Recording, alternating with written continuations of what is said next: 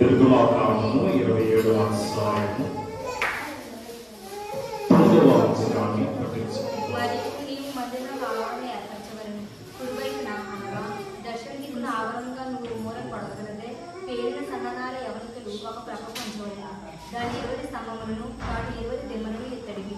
ప్రార్థన చేస్తున్నారు. మహోన్నతుడు మహాకరుడైన మా తండ్రి, ఈ పరిశుద్ధమైన కృపగల నామమును బట్టి వందనములు.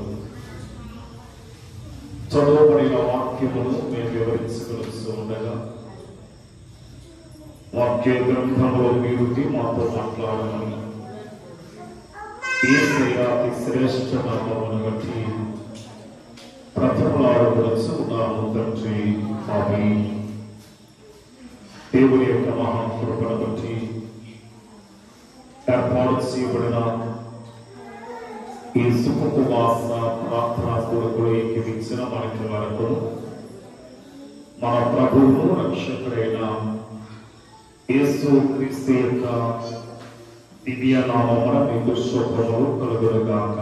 ఆమేన్. ఈ అధ్యాయంలో బలిపీఠముల చేయ విధానము, అలాగే మధ్యలో మనకు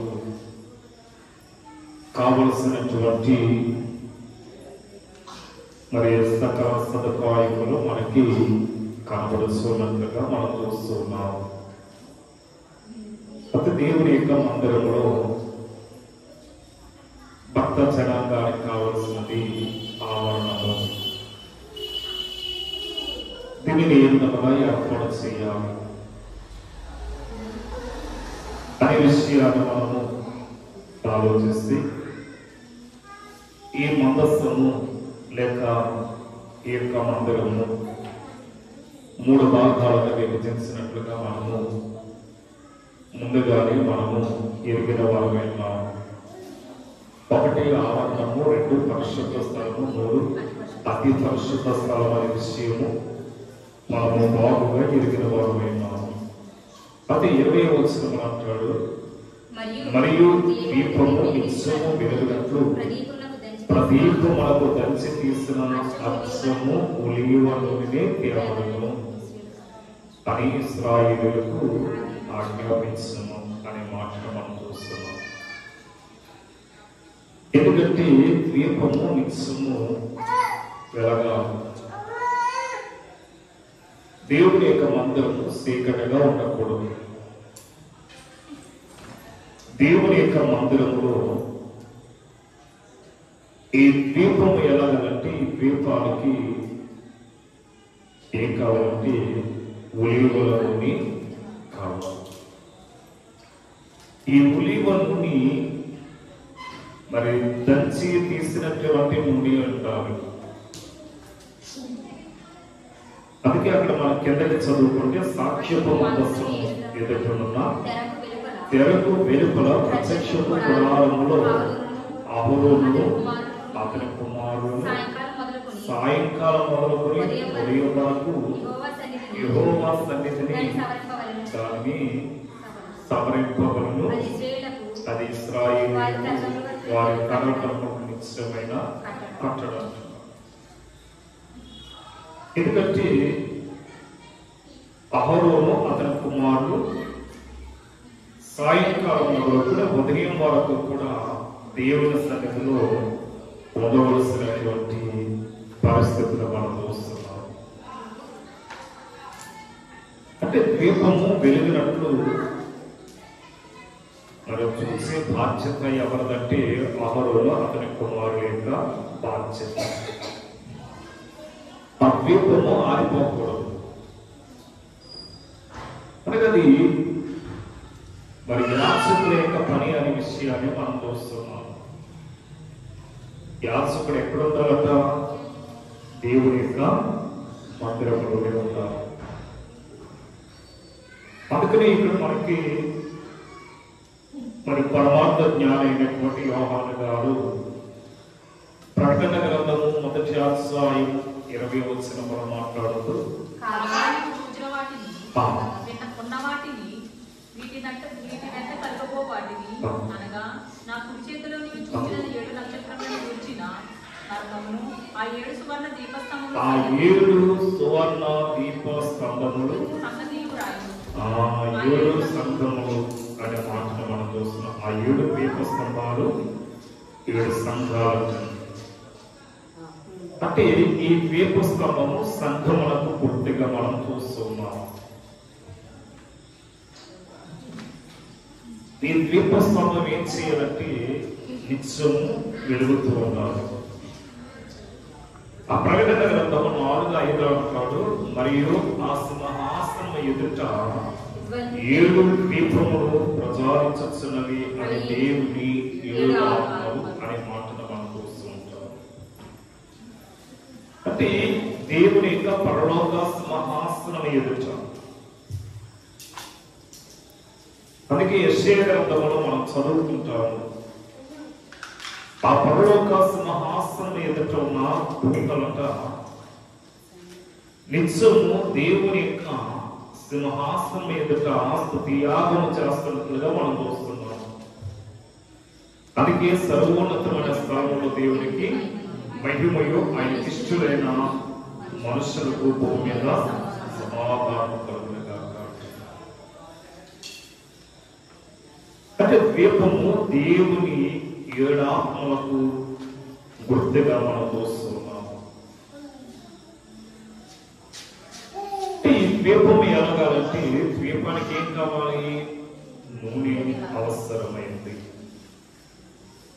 ఈ నూనె పరిశుద్ధాత్మకు గుర్తుగా కూడా మనం చూస్తాము. అనగా సంఘము పరిశుద్ధాత్మతో నింపబడినదై ఉండాలంట. విశ్వాసి ఈ నూనెని ఆత్మను కలిగిన వాడై ఉండాలి. అందుకే వాక్యములు మనం చూస్తాము, ఆత్మ లేని వాడు ఆ వాడు కాడు. కనుక దేవుని యొక్క ఆత్మ చేత మనం నింపబడాలి అంటే దేవుని యొక్క పరిశుద్ధాత్మను మనం పొందుకునే వాడై ఉండాలి. దైవత్సముడు దేవదాసయ్య గారు తెలుగు క్రైస్తవ కీర్తన పుస్తకంలో దైవాత్మారము నా పరువును పాపము అంటున్నారు. దేవుని యొక్క ఆత్మ చేత మనము ప్రతిష్ఠింపబడిన వారమై ఉండాలి. దేవుని ఆత్మ చేత మనము ఏర్పాటు చేయబడిన వారమై ఉండాలి. అపొస్తలుడైనటువంటి పౌలు మాట్లాడుతూ 2 కొరింథీయులకు రాసిన పత్రికలో 3వ అధ్యాయము 16వ వచనాన్ని చూస్తే, వారి హృదయము ప్రభు వైపునకు ఎప్పుడు తిరుగునో అప్పుడు ముసుగు తీసివేయబడును. ప్రభువే ఆత్మ. బాగా గమనించండి, ప్రభువే ఆత్మ. ప్రభు యొక్క ఆత్మ ఎక్కడ ఉండునో ప్రభు యొక్క ఆత్మ ఎక్కడ ఉండునో అక్కడ స్వాతంత్ర్యం ఉంటుంది. అక్కడ స్వేచ్ఛ ఉంటుందట.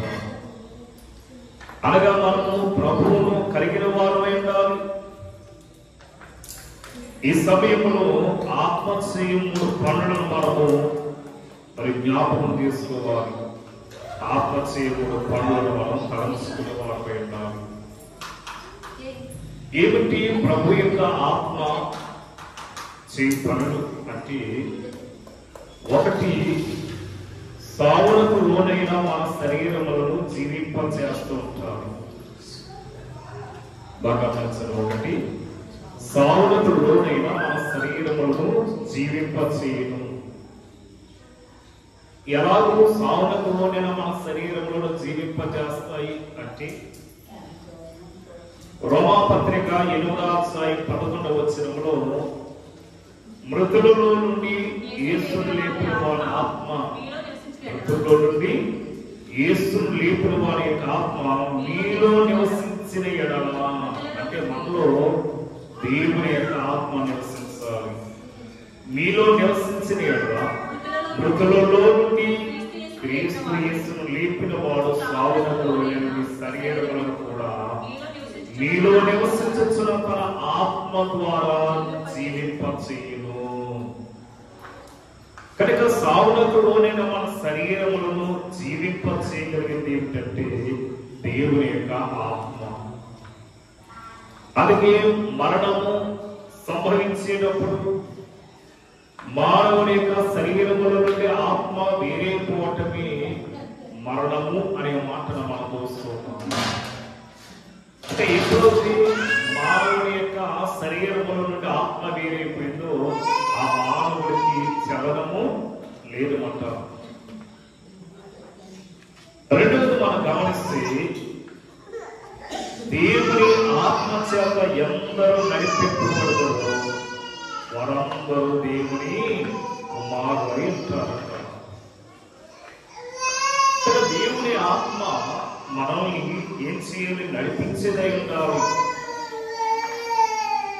ఎప్పుడైతే దేవుని ఆత్మ చేత మనం నడిపింపబడతామో అప్పుడు మనం దేవునికి కుమారులై ఉంటామని ఈ రోమీయులకు రాసిన పత్రిక 8వ అధ్యాయం 14వ వచనం మనకు తెలుస్తుంది.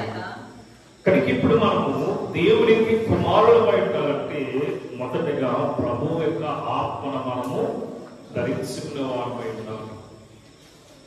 ఎప్పుడైతే ప్రభు యొక్క ఆత్మ మనలోనికి దిగి వస్తుందో అప్పుడు మనం దేవునికి ఏమై ఉంటాము? కుమారులమై ఉంటాము. మూడవది మనం గమనించినట్లయితే 26వ వచనంలో అతివలే ఆత్మయు మన బలహీనతలను చూసి సహాయము చేయుచున్నాడు.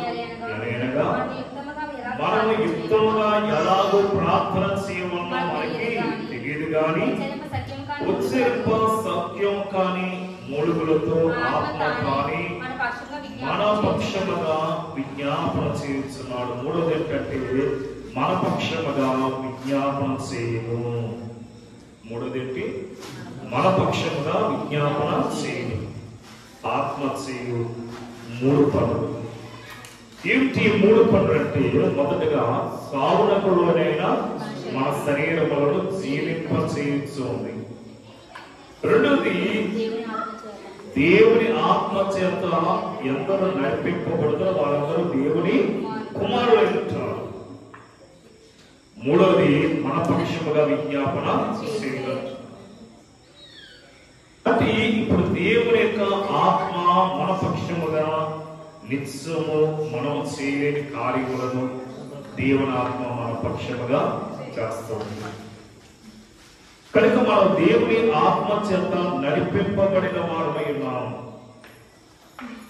చూడండి మత్తయి సువార్త 25వ అధ్యాయంలో కనపడుతున్నటువంటి 10 మంది కన్యకులు.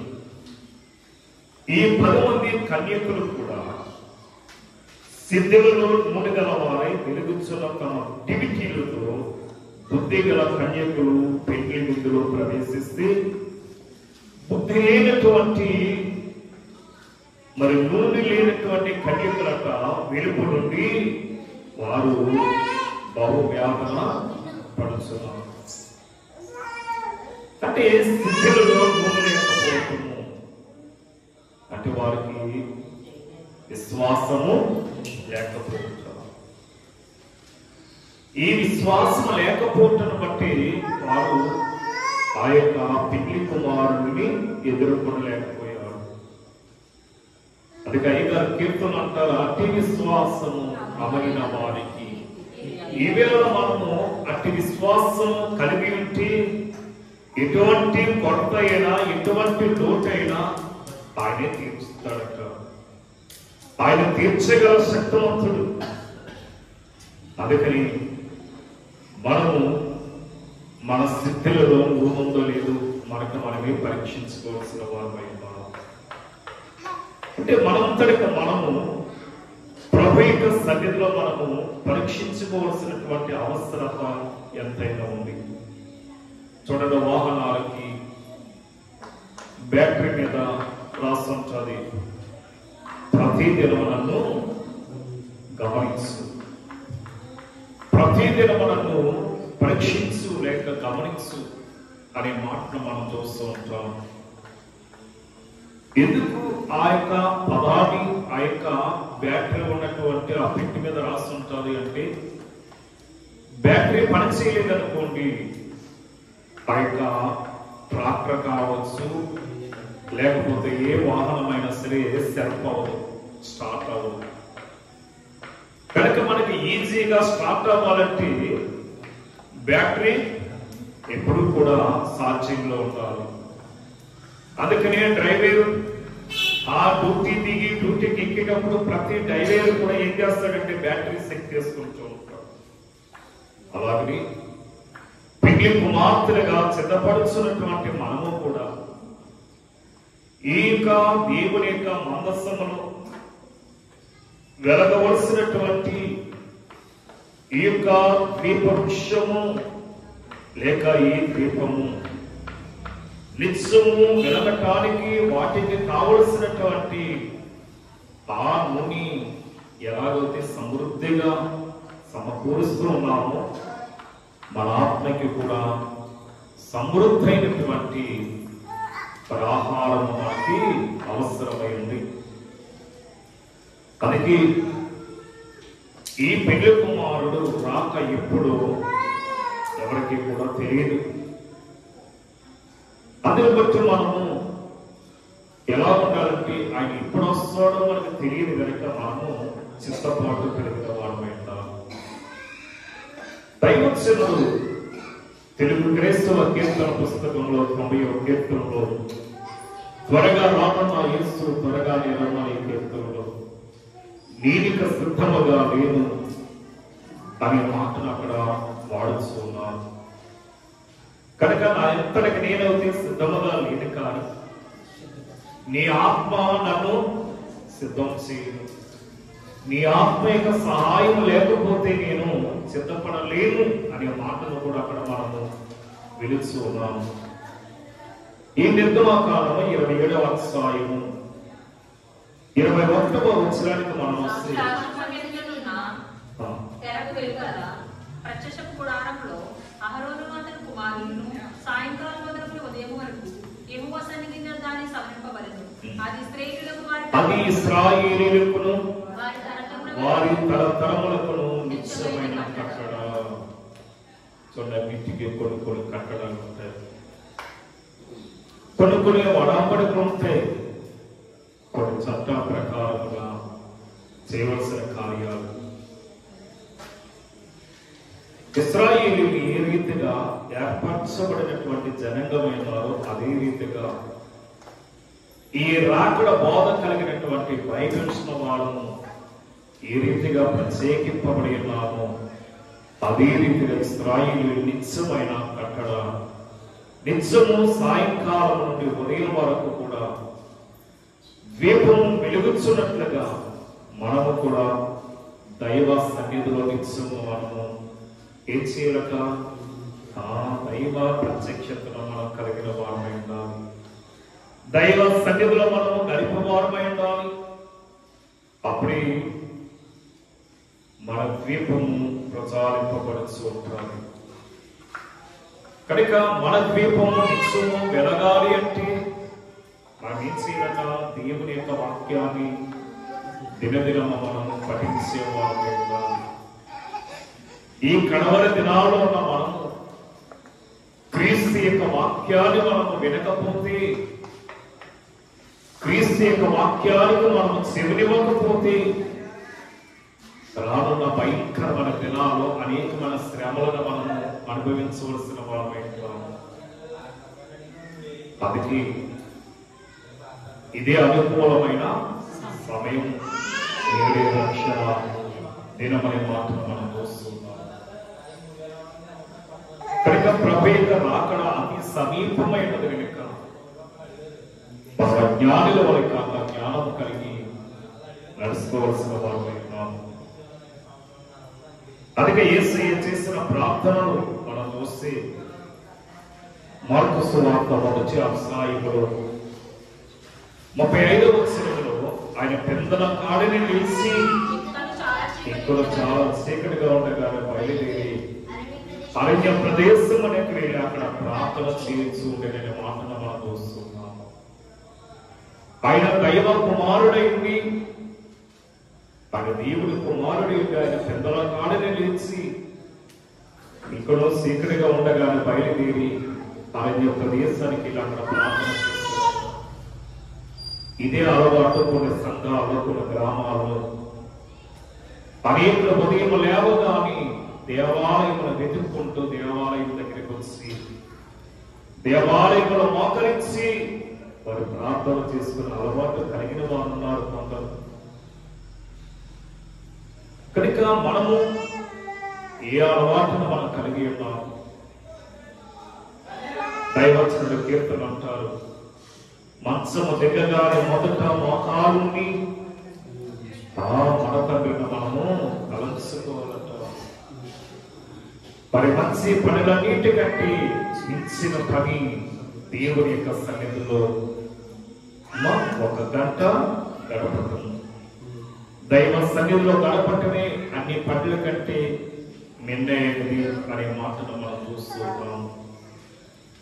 మత్తయి సువార్త 14వ అధ్యాయం 23వ వచనములో ఆయన ఆ జన సమూహములను పంపివేసి జన సమూహంతో ఉండగా ప్రార్థన చేయొచ్చు కదా, కానీ ఆయనకి ఏకాంత ప్రార్థన చేసుకునే అలవాటు ఉంది. ఆయన వారిని పంపివేసి ప్రార్థన చేయటకు ఏకాంతమైన పండుగకి పోయి సాయంకాలమైనప్పుడు ఒంటరిగా ఉండేను. చూడైనా ఏకాంత ప్రార్థన చేయటానికి కొండ ఎక్కిపోయిన మాటను మనం చూస్తున్నాం. మొన్ననే మనం చెప్పుకున్నాము, కొండలలో దైవ మందిరము, దేవాలయము. అందుకే యెహోవా మందిర పర్వత శిఖరముల పైన స్థిరపరచబడి కొండల కంటే ఎత్తుగా అది ఎత్తబడిన మాటను మనము చూస్తున్నాం. ఈవేళ మనకొండ ఈ యొక్క బైబిల్ అని ఈ రావాస మందిరము ఆనాడు యేసు ప్రభు ఎలాగొట్టి జన సమూహమును పంపివేసి ఆయన ఏకాంతముగా కొండ ఎక్కాడు. ఈవేళ మనము కూడా ఈ బైబిల్ కృష్ణుని ఈ కొండ మీదకి వస్తేనే దైవ ప్రత్యక్షతను మనము అందుకోగలిగిన వారు ఉంటాం. అందుకే దైవచనుడు దేవదాసయ్య గారు అన్నారు, కొందరు బోధలు వేరేగా ఉండును, అందుకే నేను మాట్లాడటం లేదు. కొందరు బోధలు వేరేగా ఉంటాయి, వాళ్ళకి మోకాల ప్రార్థన అవసరం లేదు. వారు మోకరించి దైవ సన్నిధిలో ప్రార్థించవలసిన అవసరం లేదు. కొన్ని దేవాలయాల్లో డెస్కుల మీద కూర్చుంటారు, వారి కుర్చీలోనే కూర్చుంటూ ఉంటారు కొన్ని దేవాలయంలో. కానీ బైబిల్ కృష్ణ దేవాలయంలో మోకరించడానికి అవకాశం ఉంది, అలాగే దైవ ప్రత్యక్షతను అందుకోవడానికి అవకాశం ఉంది.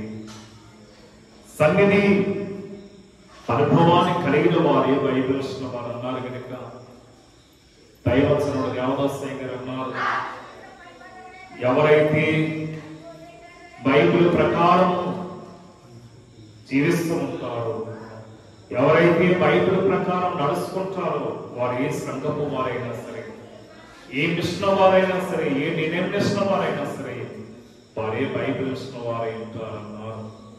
కడవల దినాల్లో అన్ని సంఘముల వారు బైబిల్ మిషన్లోకి వస్తారట.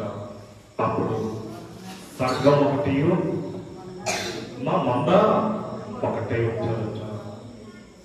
చూడండి, ఈనాడు మనం చూస్తున్నాం. అలాగా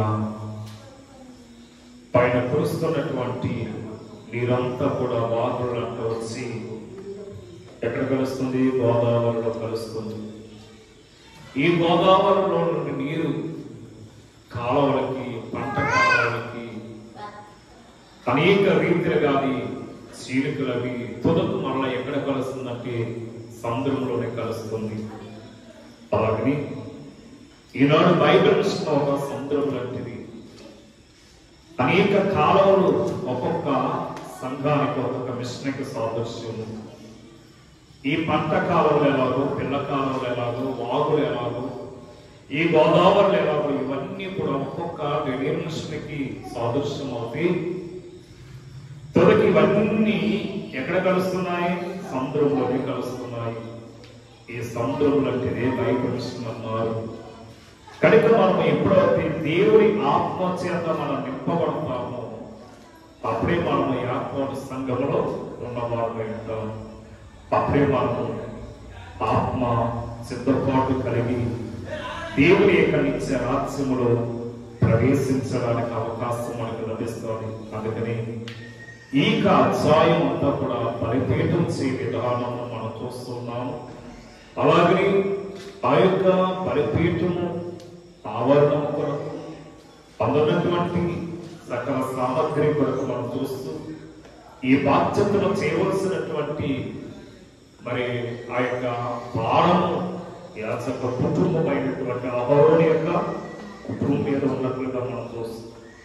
అహరోను అతని కుమారుడు కూడా రాత్రి సాయంకాలం మొదలుకున్న ఉదయం వరకు కూడా ఆ యొక్క దీపమును వెలిగిస్తూ ఆ సేవా పరిచర్యను వారు గావించినట్లుగా మనం చూస్తున్నాం. కనుక అటు ధన్యత దీవెన ఏకీవిస్తున్నటువంటి మనమును కలిగి ప్రభువును స్తుతించి ఆయనను ఆరాధించి గొప్ప దీవెన ప్రభువు మనకు అనుగ్రహించును గాక. మహోన్నతుడు మహాకరుడు అయిన మా తండ్రి, అనేక వందరములు స్తోత్రము ప్రభువా.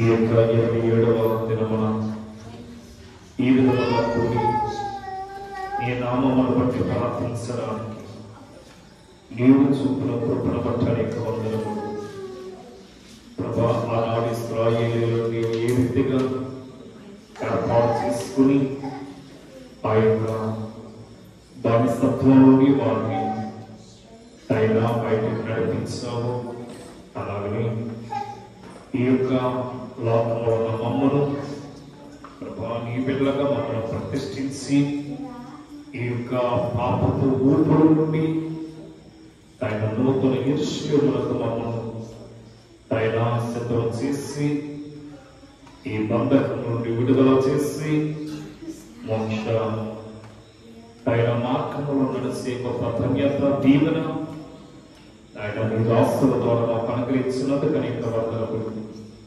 అలాగే నీ ఆలస్యమవుతి మరి కూడి నిన్ను స్తుతించి గొప్ప ధన్యత మాకెల్లరకు అనుగ్రహించమని యేసుకి శ్రేష్ఠ నామములో వేడుకొనుచున్నాము తండ్రి. మరణాత